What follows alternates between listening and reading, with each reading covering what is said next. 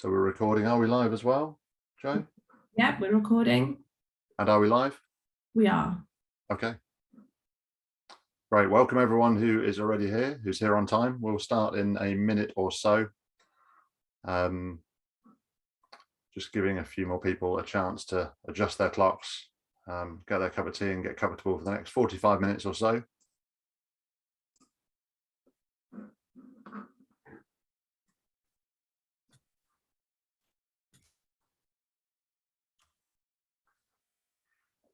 I see some more people coming into the room.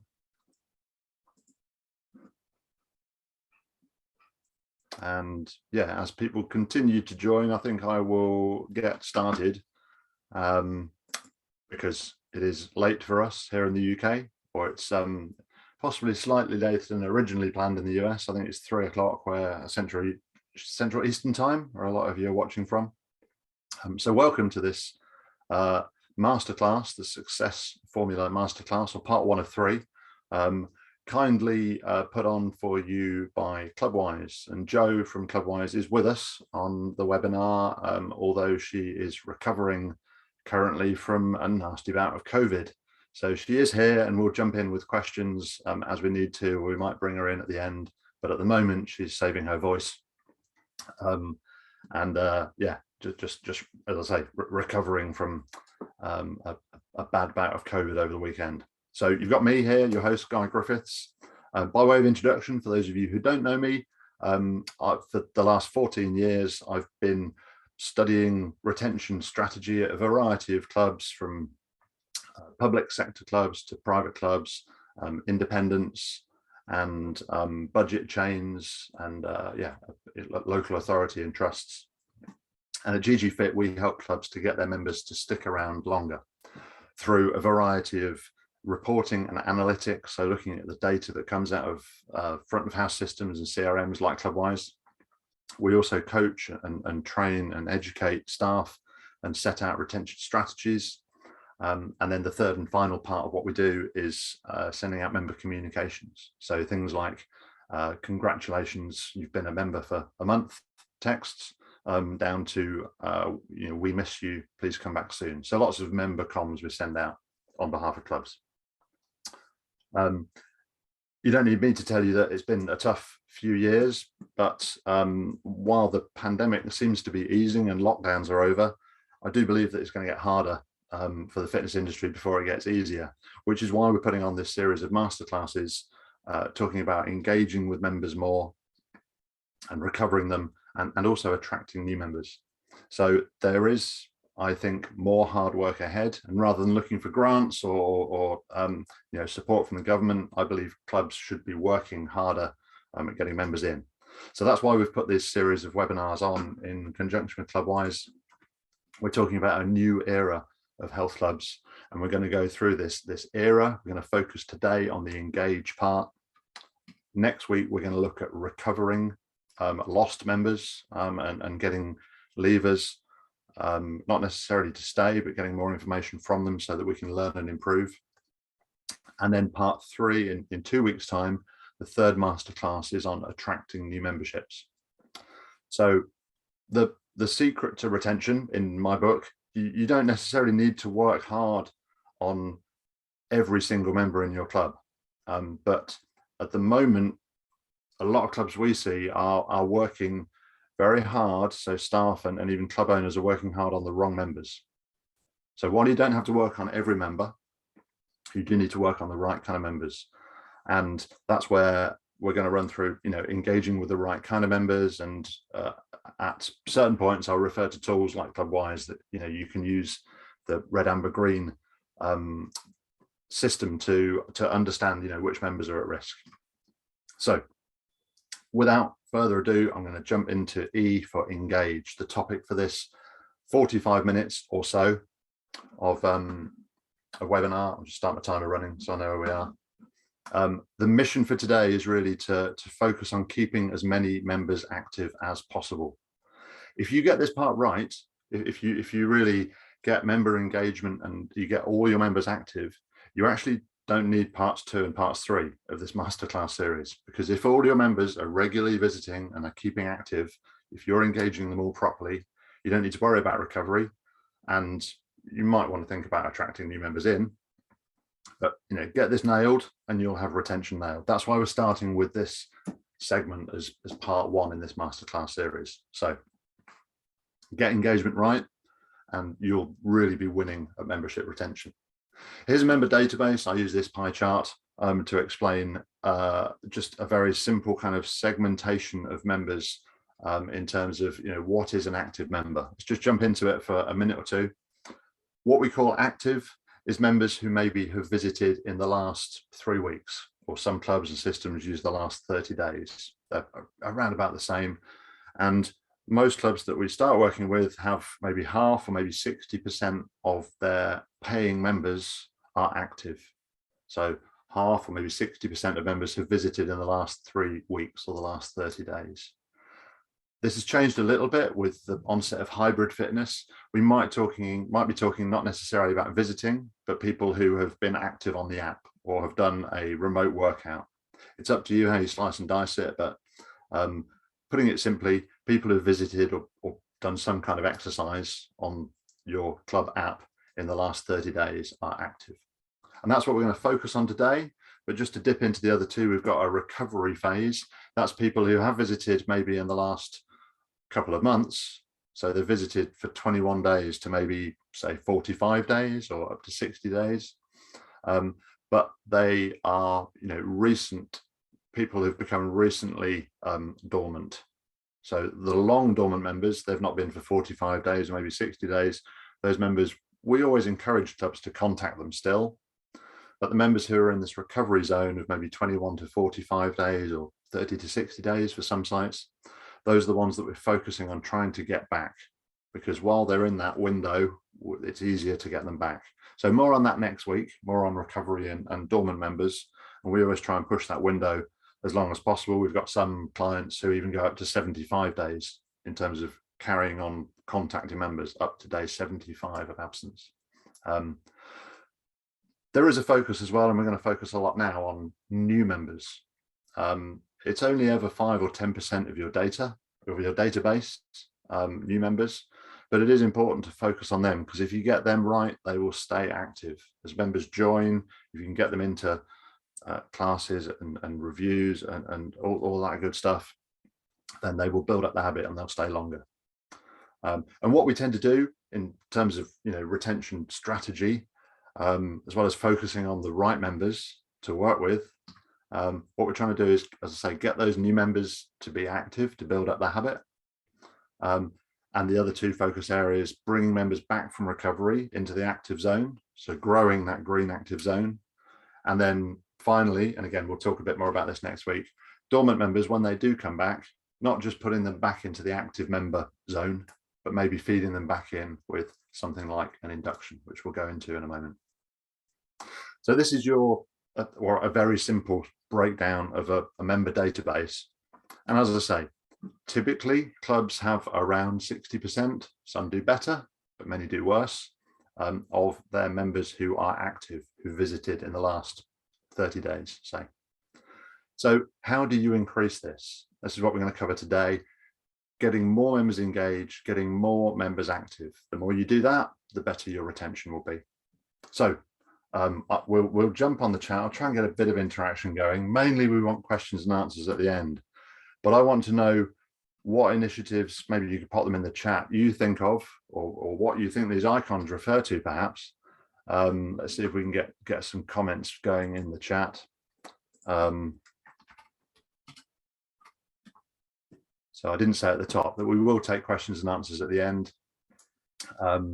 But if you have any thoughts as to, or what you do at your club to keep your members active, I would love to hear them. Maybe people are a bit in passive mode in this masterclass. That's fine. But any comments, I'll try and take comments as we go through. If they're relevant to the bit that I'm talking about, we will go with it as we go on. Let's check the Q&A as well. There's no open questions in there. Well, look, drop some thoughts in the chat as we go along, and I will come to those. The three big ways that we look at for increasing and boosting and maintaining an active member around 60% or getting up to 70 and 80% is to look at things like getting started sessions. The second area, and these are the three things we're going to run through today, getting classy, getting more members into classes. And then the third and final part, there's a couple of others I'll mention as well. We're going to talk about challenges too. So these are really three of the big ways we see of boosting engagement and getting more active members at your club. So let's have a look at getting started first of all. Members who have some kind of welcome session, and all the research points to this and says it in various different ways. But if people have a welcome session, then they will make more first month visits. They'll get faster results because they're coming more regularly. And also people who have welcome sessions and make more first month visits, they ultimately stay longer. So all the research that we've done and that other retention companies have done point to this. You know, let's do things like inductions, as they are typically called within the fitness industry. So yeah, induction is a word that's been used for a long, long time. It's not as popular anymore, I'm pleased to say, because not many people actually like being induced or have enjoyed inductions. So there's lots of other ways that we use to describe this first session, of getting started, or a welcome session, or an orientation. Step one is a really good one that a big chain of clubs that we were working with came up with. I really like step one because it implies that there is a step two and a step three, which there was at that chain of clubs. The step two and step three wasn't mandatory, but actually the club and the instructors and the teams there did make the step one pretty much mandatory for all new members. So having some kind of welcome session, which I'll call it rather than induction as we go through, is really good. I'll take you through the why, and I'll take you through a bunch of objections that staff and members have for not having an induction. And then we'll go through some strategies as to how you can get more of your new members and your returning members to have some kind of welcome session as they join your club. I'll keep checking on the questions. Please do drop any into the chat or into the Q&A as we go through. So the why, and I've already mentioned that people will stay longer, but from a club point of view and from a staff member point of view, a welcome session is really good way. It's really good way of getting to know the member. So as a new member is joining the club, we want to get to know them, find out more about them, find out why they've joined, what their goals are, what their workout preferences are, what their friends are like if they might join. So you know, it's a good way to start getting referrals very early in the journey. It's important as well to get them on track. If you do have a member journey or some kind of pathway, we need to make sure the member is on the right track. It's not always just one journey. You can have different journeys for different kind of members.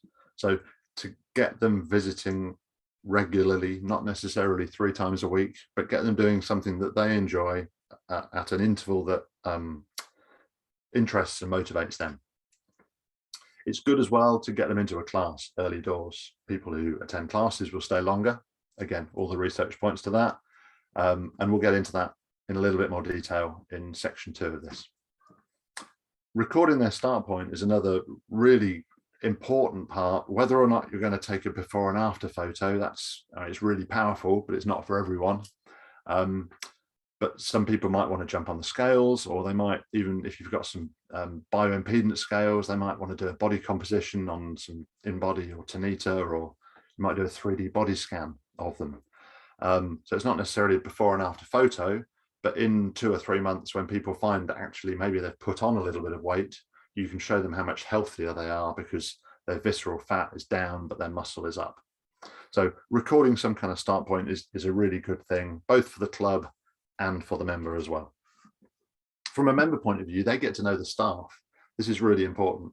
They don't just know the salesperson who sold them the membership, or in today's age, often the URL where they bought the membership from or signed up. They need to get to know the staff if you're a club that is offering some kind of service. They get to build up the habit, so they get some motivation and know how often they plan to visit. They've shared that with someone, and there's a bit of accountability there. They also have someone they can ask for advice. We know a lot of people claim to be experienced, but we'll go into those objections in a minute. It gives them a chance to sit down with someone, not have a tour, not have this is how you work a treadmill. Most people know that. Or, this is the right way to pick up a kettlebell. Not everyone knows that, but not many people, not a lot of people, want to.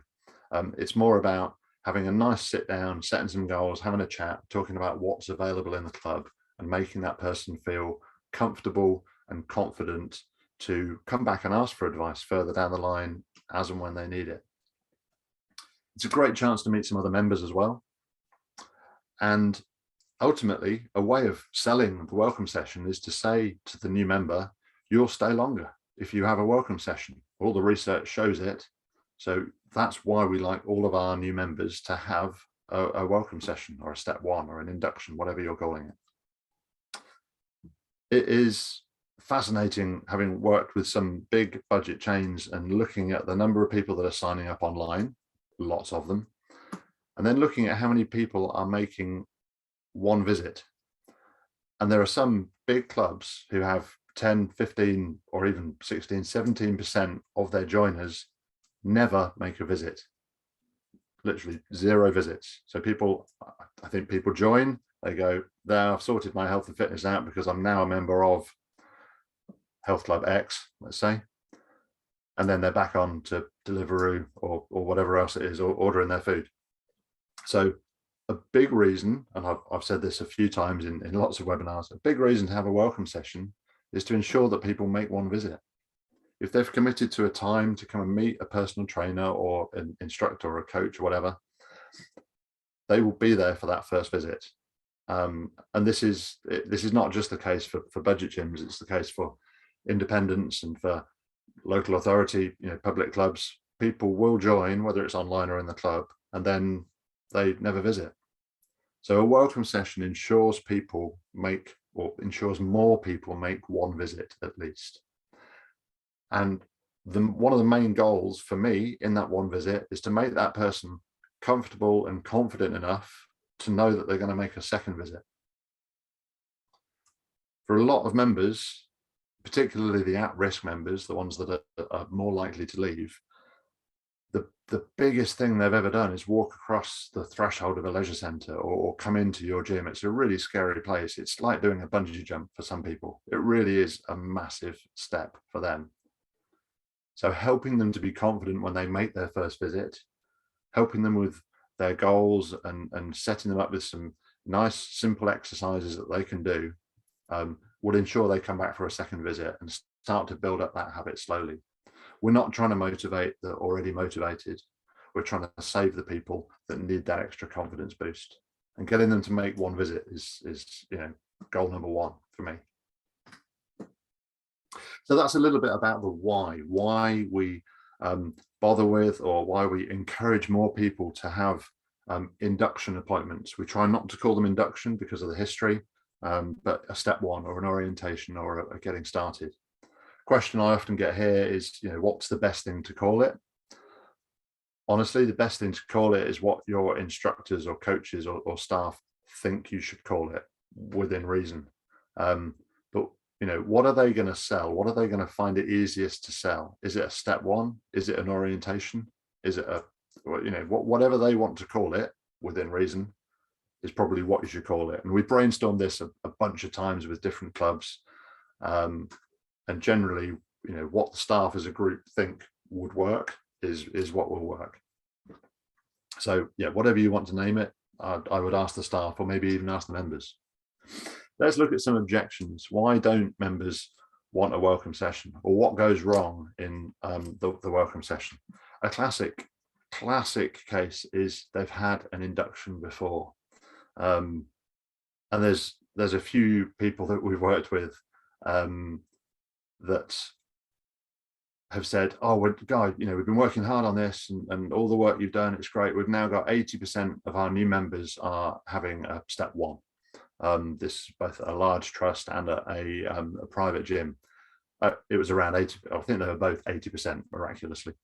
80% of people are having an induction. So my challenging response to them is, great, that's brilliant, well done, high five. what about the other 20%? And the answer from both very different clubs was they've all been members before. Now, we know that 3 years ago when I started working with them, that only 50% of people, well, it was less than that at one site, around 20% of people were having a welcome session or an induction. So the fact that these people have been members before doesn't mean they've had an induction before. And if they did, it was probably a very bad one. So whether or not they had an induction last year or an induction 10 years ago, or maybe they've never had an induction. The point is, these ex-members have failed once already. They've probably got new goals, so that they've already left, and things have changed, not just things in terms of social distancing and COVID and everything else, but it's not important whether the equipment's changed, but certainly their goals will have changed and the way of working out at the gym will have changed as well. So it's important that they have a new induction because they've failed once already, and we want it to work for them this time. So the fact that someone's had an induction before is probably, it's definitely not an excuse to not have a welcome session now. I would say people who've had one before even more need one now, because as I say, they've failed once already. Another great excuse is, I don't know what I'm doing, or my mate's a personal trainer, or I read Women's Health, Men's Health magazine. Well, it's not about knowing what to do. It's about finding out, building rapport, meeting new instructors, meeting new members, understanding gym etiquette. And ultimately, people with inductions, people who have welcome sessions, stay longer. So let's help you. A lot of people who say they know what they're doing actually are embarrassed that they don't know what they're doing. I think it was Nuffield who did some research a few years ago now that said a staggering percentage, like I think 70% of people at UK health clubs interviewed didn't know what they were doing. So most people do need help. And even if they're just doing classes, it's not a reason to not have some kind of welcome session. There's still, a pathway, hopefully, and there's still things that those class members need to know. Why shouldn't they benefit from a health check or jumping on the bioimpedance scales each month and seeing what a difference the classes are making? More of that later. Another classic is, well, if I go and join the budget club down the road, I don't have to do an induction. Well, their retention isn't as good as yours. They don't care about their members. We do here. This is part of what we offer. So I'm not suggesting you turn people away to go and join the budget club, far from it. But hopefully you are offering a different service model and are ultimately retaining your members better. Someone who's joining today isn't thinking about leaving. They're thinking, this is it. This is going to work this time. So let's make this the new normal. And if they're really not getting it, you need to go back and sell them the benefits again. What are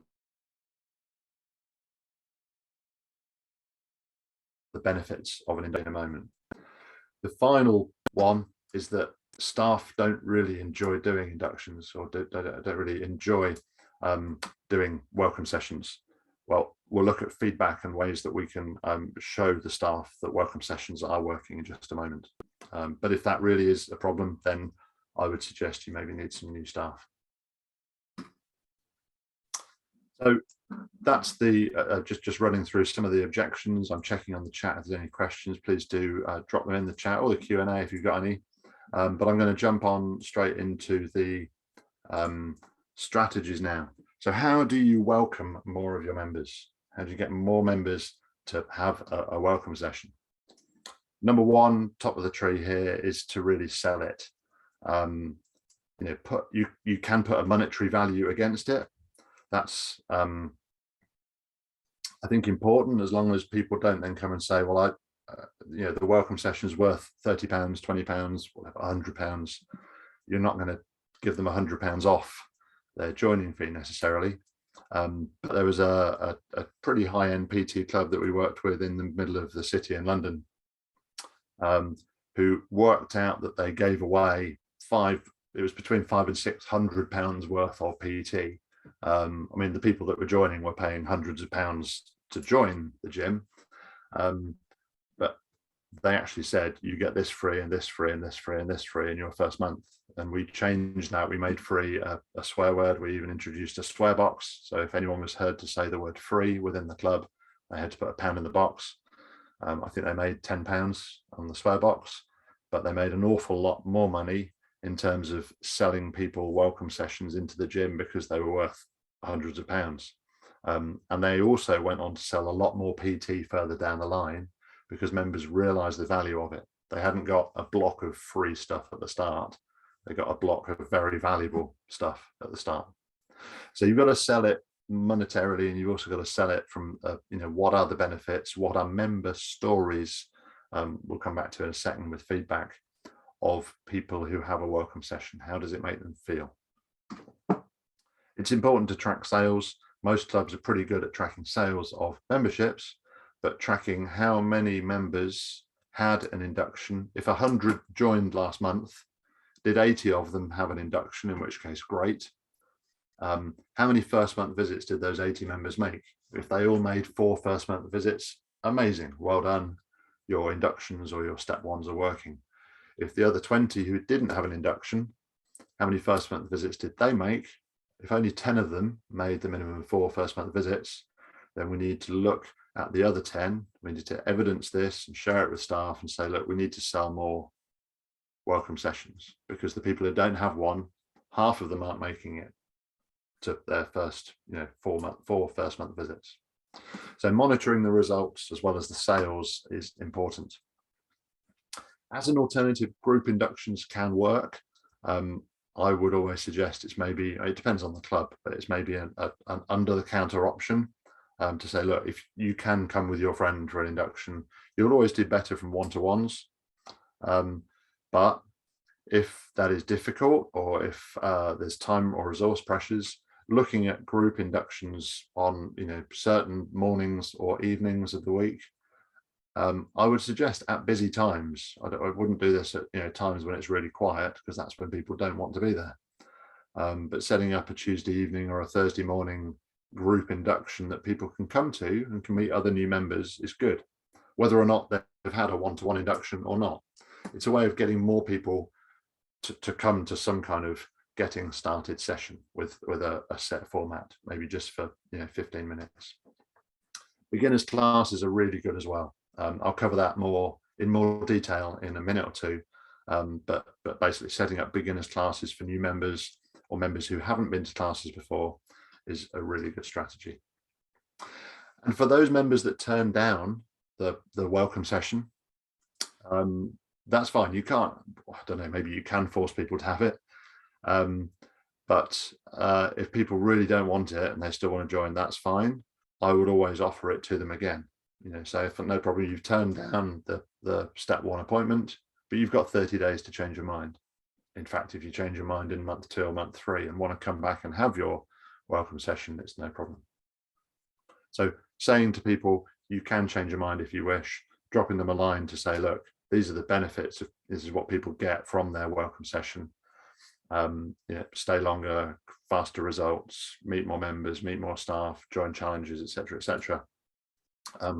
Click here to book yours. Finally, and probably most importantly, is to ask for feedback after every appointment. So really, we really go to town on this, and at a big public chain or 20 plus sites that we were working with, we got feedback on it, not on every appointment, but we get 200 bits of feedback every month. Just a super quick survey. You had your step 1 session yesterday. How did you find it? Score from 0 to 10. And people are scoring 9s and 10s pretty much as a rule. Go back to the instructors and say, look, guys, out of 10, the inductions that you did last month, we're seeing 9.4, 9.5 out of 10. Everyone's loving them, and it helps to fuel that fire. And getting some comments on those as well is really good. There was, I remember, one person who scored the step 1 session as a 1, and the comments were, I'm very experienced, I really don't want a welcome session, or I don't need an induction, I think it was. And that's personally, I thought that was great, because it means that somewhere along the pathway, someone probably in sales has said, you need to have an induction. So someone's forced this guy into an induction. He's not going to leave because of that. If he is, then there are bigger problems at stake. But we took that out of the figures because it shows that the sales process is working and these people are being encouraged to have a welcome session. But giving that information to staff, showing them the comments and taking the comments out and using them to sell more inductions, sharing it with the front of house, sharing it with your whole team and saying, look, this is what people think of our appointments. It'll help to sell more PT further down the line, and ultimately it'll help people to stick around longer. So getting feedback and sharing that feedback, not just on inductions, but on all sorts of appointments, is really important. So that's the first part. This is really the meat of the presentation, to be honest, the biggest part and the thing that I feel most passionate about, and I've had a lot of success working with clubs, is just saying, look, they're not the most popular, they're not the coolest thing, but getting some kind of welcome session to happen at your club, and it has gone a bit out of fashion, I think, because of budget gyms, and they've taken away this barrier to entry. But it is one of the key ways of getting people to stick around longer. If you get good inductions going, not tours, not showing people how treadmills work or which way to do a lat pull down. These are finding out about the member, helping the member find out about the club, getting them on the right pathway. This is one of the key ways of getting members to stick around longer. So the getting started part, if there are any questions on that, please pop them in the chat, drop them in the Q&A. Otherwise, I'm going to jump straight on and get into the getting classy. So a similar mantra here. Members who attend classes, again, all the different research that's gone into this, people who do classes stay longer. So how are you going to get more members into classes? The ones who join the classes straight away off the bat, those aren't the ones we need to worry about too much. They're going to be coming to 2 or 3 classes a week. They're keen as mustard. It's the ones who maybe are thinking about classes but aren't quite confident, aren't quite sure. These are the ones that we need to work more with, not the ones who are super keen and going to all the classes. You can almost be quite rude to them. They'll still keep coming back each day. So a nice presumptive, a nice open question is, which class are you going to try? We're no longer asking the new member, do you want to join that class? No. What do you think about joining classes? Oh, I don't fancy it. Which class are you going to try? Because actually, we expect everyone to join a class in their first month. Might be a bit strong for some clubs, but we quite often use this, to be a new member and we'll see a 0 to hero challenge in a minute. You've got to attend a class at some point in your first month, and you'll get typically a 40, 50 something year old male, not wanting to be too narrowing down the demographics, who don't want to do classes. If you get one of them into Pilates, they'll come out going, that was amazing. I'm now hitting the golf ball further or able to run further, quicker, whatever else. And they're shouting about it to their mates in the pub about how amazing Pilates is. So it just needs a gentle push or even a stronger push sometimes to get people into classes. Now, members who haven't attended a class by the end of their first month, say, let's target them. Let's send them some offers or some prizes or anything to encourage them to come and join a class. Try it as they join and then carry on as they go through the membership. Putting on new member classes is a really, really good way of getting more people to dip their toe in the water. You don't have to come to a full 45-minute spin class. It can be a bit much, particularly for new members who've never sat on a spin bike before. But maybe having a 10-15 minute spin, a 10-15 minute Pilates, a 10-15 minute body combat, boxercise, something, some kind of HIIT workout, a variety of 3. People can come and watch all 3, join in 1, join in all 3. It's not a full class, so it won't appeal to your regular members. But having new member classes every week, or if not every month, or at the very least every quarter, is a great way of getting more people into classes. Another pie chart for you here, and then some more strategies. So it's a similar pie chart to before, to be honest. This is looking at some class analysis for a club. Now, a lot of class analysis goes like this: which classes are really busy and which classes are a bit dead? Like, which ones do we need to get more members into? So a lot of clubs analyze their classes from a class point of view, which is fine. But what often happens is, well, these busy ones, they're really busy, stop selling them. We need to get more people into the ones that aren't busy. There's actually a reason why they're not that busy. It's either down to the type of class and your membership, or more often it's down to the instructor.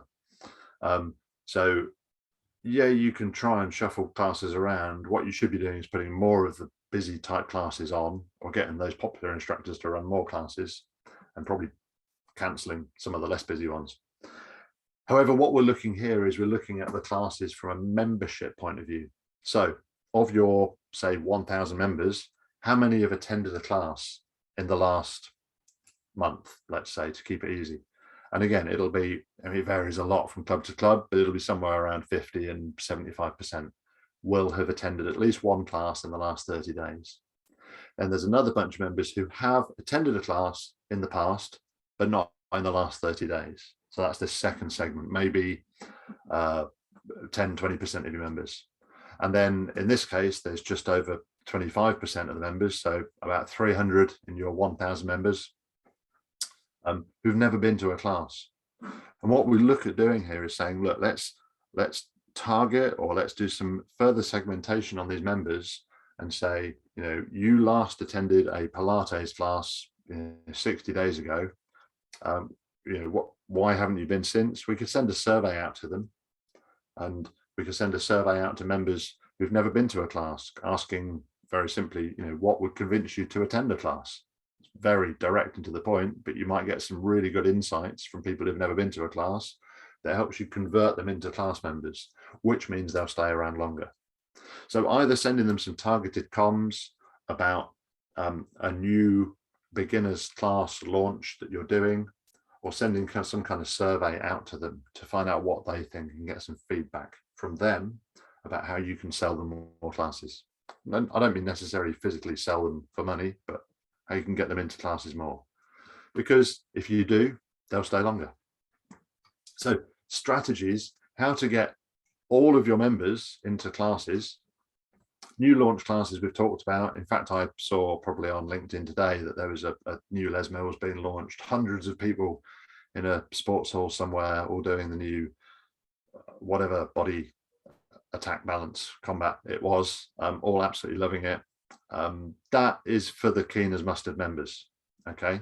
And they're great events. They're really good. There's a real buzz about them, and people will be doing 2 or 3 classes back to back because they love it so much. Those aren't the members we're trying to retain. Well, we are, but we don't need to focus on retaining them. What we need is new member classes, beginner classes for people who've either just joined, nice, soft, gentle, confidence building. How do you set up the spin bike? Which way round does the Pilates mat go? What's this block for? All these kind of things that just give people confidence and help them to get into classes. And it's not just for brand new members, it's for your members who've been there for 2 or 3 years who've never done a class. Or for someone who's maybe coming back, who's had a period away, or someone who has left and is starting again. It's a really good idea as well, and we've done this a few times, to have a class pathway. A lot of the time we talk about member retention and journeys or pathways for gym members. It's not always the case for class members, partly because we assume they'll just get on with it and be, quite happy. But having check-ins, having, class member inductions or welcome sessions like the beginner class is really good. And knowing that they have access to the body composition scales, for example, that yes, they'll need to go into the gym perhaps, or into a consultation room to find out what their body composition measurements are. But offering that to members who attend classes, or even members who swim, and all those kind of things as well, is really important. It's just not just for members who are in the gym. They might want a PT session. They might want some exercises writing for them. by one of your PTs, for example, to do outside, or they might want to go into small group exercise in the gym.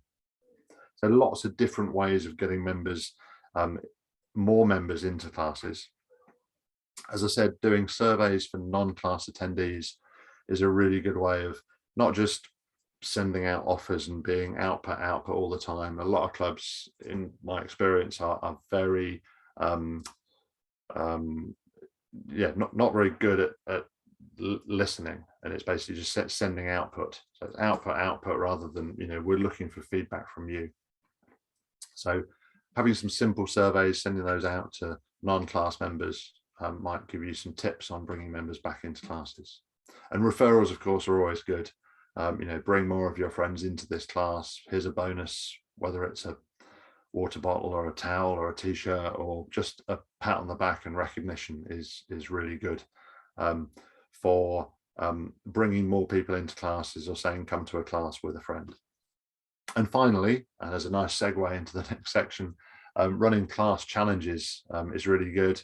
Not who can attend the most classes this month, because you probably know which member that's going to be, and those aren't the ones that need more motivation and the retention work.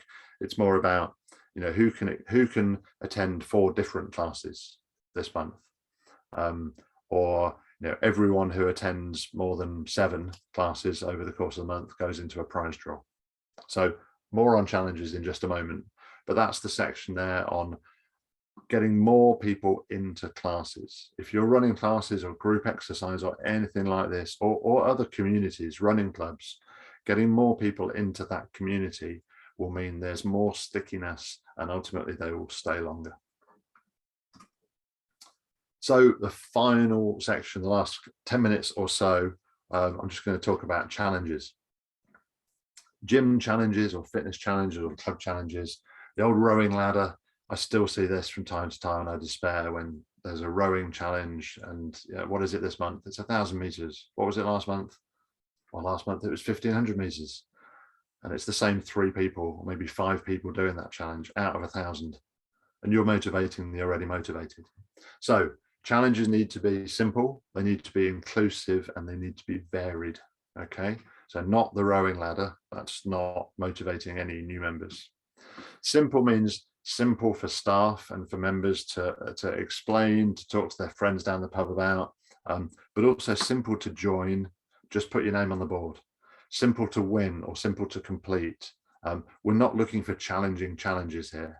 Challenging challenges only motivate the members who don't need motivating. We're looking for easy challenges. Ultimately, they need to be inclusive.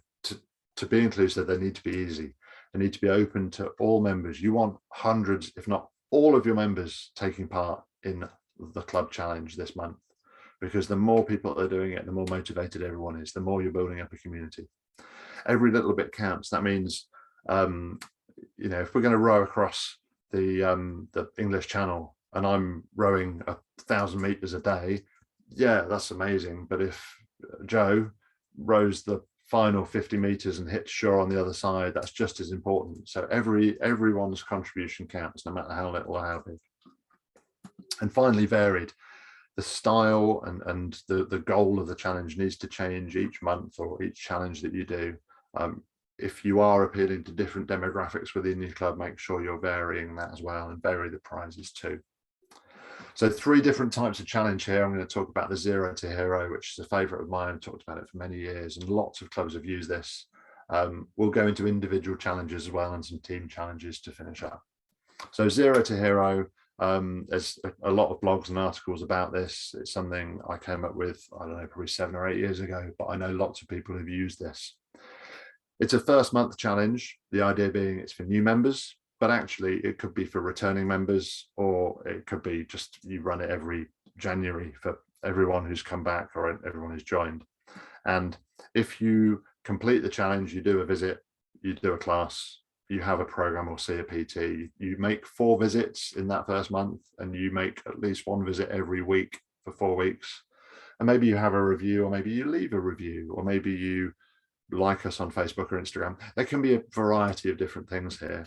But if you do these 6 things or 8 things or 4 things, whatever they are, then you either get a little cup or a rosette or something, or more often than not, it's a t-shirt that says 0 to Hero, nicely branded up with a club logo on. So the idea is people are joining or people are coming back, and if they get a stamp, you could run this on a system. I think you could probably run it on Clubwise in terms of, ticking off these boxes or within the member app.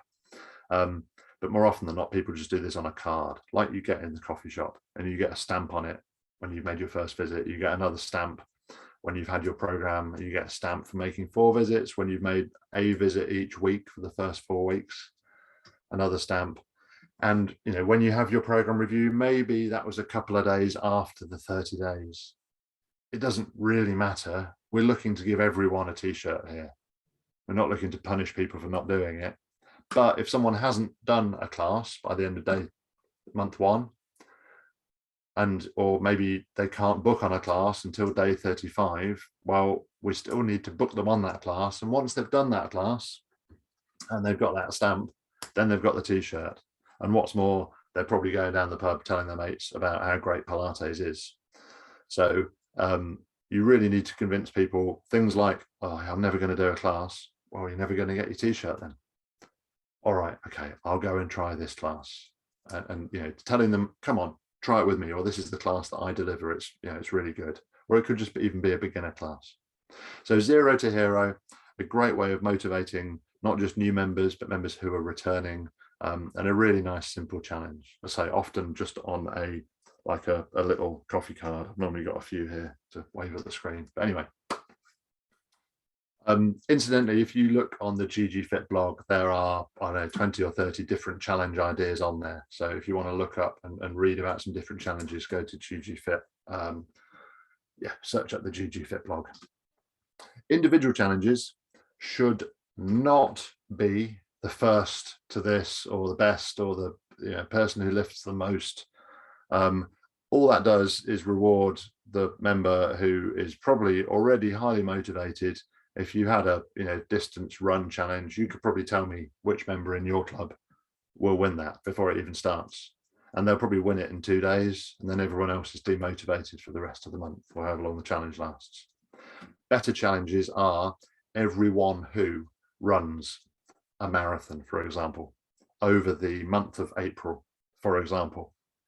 So we've run that quite a lot at a lot of clubs. Everyone who runs a marathon in the first 26 days in April, or why not actually the whole of April. And when we've done that, we've then thought and said, well, there's going to be a bunch of members who aren't capable of running a marathon even over 30 days. So let's have a half marathon as well. Some people will join both, and they'll run the half marathon and achieve that and get their t-shirt. They don't get 2 t-shirts for completing both challenges. But the point is, these are inclusive challenges that everyone can do, everyone can push themselves. Visits is another good one, attending different classes, referrals, I've mentioned as well. And everyone who does that either wins a medal or a t-shirt or a water bottle or whatever it is. Or even better, for a referral challenge, sure, you can give everyone who refers a member who joins, you can give them all a free month. But if you've got 30 people or 50 people referring 50 members, you're giving away 50 free months, which in the grand scheme of things isn't too bad. But in our experience, you'll get more from putting everyone who refers somebody, and you can have 2 or 3 entries if you refer 2 or 3 people. Everyone who makes a referral goes into a draw to win 12 months free membership. Seems like a bigger prize, and it is a bigger prize for one person, but you're only giving away 12 months free membership now, not 30 or 40 free months. So having a draw is a really good way. Everyone who takes part in this challenge enters this draw. Or another good thing, and free membership's all right, but getting a hamper from a local butcher's for a Christmas Chase the Turkey challenge is a great one. Or actually winning a turkey, we've done a few times. Or vouchers for the local sports shop. Doing something that is local, that supports local businesses, is really good. And having a prize draw for that kind of thing, for some big, seemingly big money prizes, is really good. But you're promoting that local store in conjunction with it. That's individual challenges. The best kind of challenges in my book are team challenges. Things like boys versus girls, or members versus staff. setting your instructors out as team leaders and people join the different teams. You have to be careful if you've got a really popular instructor and everyone joins their team. You need to make it fair. Maybe just have a average distance traveled by everyone in the challenge. If you're multi-site, or even if you've got a friendly site, a friendly club on the other side of town, club versus club challenges are amazing, really good banter going on social media when we do club versus club challenges. Again, you have to balance it out. If it's small clubs versus medium or big clubs, you have to make sure that it's fair, but there's lots of ways of doing that. Or my favorite, the one team club challenge. Let's all swim or row or run around the world. Let's find out how many kilometers we've each done, either on a treadmill or on Strava. Let's include it all, and let's all run around the world as a club.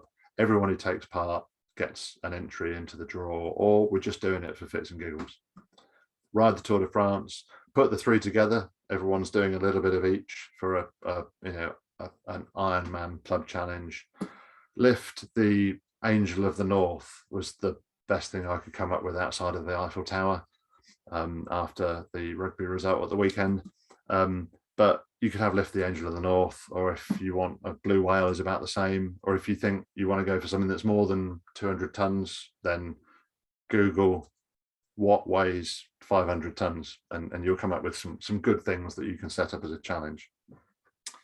Calorie burners are also good, depending on the systems you're using, and you want to keep it simple. And again, it's not that simple, but MEPS, I've got to mention MyZone. I don't have to, but the MyZone challenges and the MyZone leaderboard is a really good way of motivating members. I think generally they're already motivated, but getting new members onto those kind of challenges is really good. Rewarding them with some kind of pat on the back, rosette, entry to a draw, and the final part, don't forget for your winners or for your team, or just as you're taking part in the challenge, to take plenty of photos. It's not just while the challenge is running, go and announce to the local press, put it on Facebook, and talk about the challenge before it, during it, and after it. So challenges, really one of the key ways of maximizing member engagement and getting more members to visit more often and keep active. So those are the three kind of headlines, getting a really good welcome session, getting as many members into classes as possible, and setting up challenges. If you want a couple more, looking at reviews, looking at other interactions that happen, and keep members that need it, maybe members that are on a red or an amber light in your front of house system, and looking at how you can interact with them to keep them active or get them back. Health checks are also really good. We're going to cover a little bit more on health checks in the Attracting New Members Masterclass in a couple of weeks. And next week, we're going to look at dormant members and recovery members as well. So there's the engagement. Like I say, if you get this nailed, then you won't need to worry too much about recovery, and you won't need to worry too much about active members. Attracting new members. But work hard on the right kind of members and engaging with them, and making sure people that are maybe dropping off or not looking as active as they could be are more active. That's the that's the rub for today. There's no questions coming in still. I'm sure Joe will jump in if there are. Listen, the other thing to say, do reach out either to Clubwise for a demo of their software and how this can help you. But if you have any questions for me, maybe you're watching this on catch up, you can reach out on @GGFit on most of the socials, certainly LinkedIn, Facebook, Twitter, @GGFitworks or Guy Griff.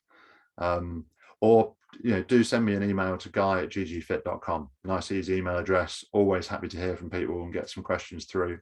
So drop questions to me that way. I would be really happy to hear from you and answer any questions you've got. Murtag is asking, can we have session 1 as a recording? And we'd like to invite a manager to session 2 and 3. I would say the answer is absolutely yes. Please do bring them along, and I believe there will be a recording. Craig has 4 A4 pages of notes. Amazing. Glad to hear it, Craig. If you want to type those up and send them to me, that'd be really useful. In all seriousness, there is an accompanying article which will be live, I'm not sure when, on the Clubwise website in the next few days to go alongside this. But yes, it will be available to catch up with. So please do take your colleagues through the recording. I will also it won't be until a couple of weeks' time, but I'll also make these slides available for people to just look through without my blather over the top of it. Whether or not that's better or not, I'll leave you to decide. But thank you very much for those comments. I will ask Jo if she has anything else to add. No, thanks, Guy. I think that was excellent. You've given the group some really good, easy to deploy strategies there that they can sort of implement pretty much straight away and start to see an impact to their engagement and overall retention. So thank you very much for that. And for the recording, yes, that will be sent out tomorrow. We have recorded this session fully, so everybody that registered today for today's session will receive the recording tomorrow via email. Amazing, thanks, Jo. And listen, I think I said it at the top, but a big thank you to Clubwise for enabling us to put this on for you for free. So yeah, a big round of applause, although it'll be one man clapping, to Clubwise for making this available. Excellent, thank you, Guy. And yeah, no, as usual, it's amazing to collaborate with you on such an excellent series. So I'm looking forward to session number 2 next week. Me too. Yep. So yeah, tune in next week.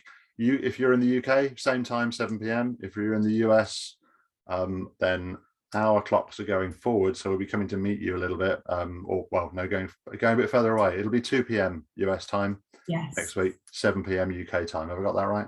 Yes, you have. Yeah. Cool.